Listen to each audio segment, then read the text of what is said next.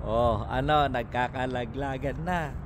Yung sinasamba ninyong maisog na bakla, natago ng tago na sobrang tapang sa paghahamon, pagsasalita, pagbibintang sa ating administrasyon. Siya pala ang may pakana nung pulburon video na sinakyan ng mga inutil na mga DDS.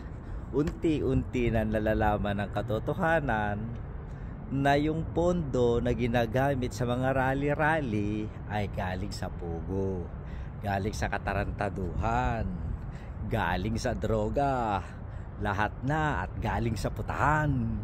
So, nakakaawa mga DDS.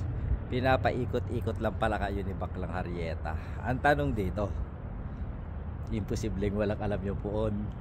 Imposibleng walang nag-utos na mas malaking tao. Ang tanong ko, si Sara kaya o si Digong? Mamili na kayo. Talinuhan nyo lang. Nabobobo kayo ng mga kasama ninyo. Meow, meow, meow, meow. Ayan, follow, subscribe to my YouTube channel. Babush!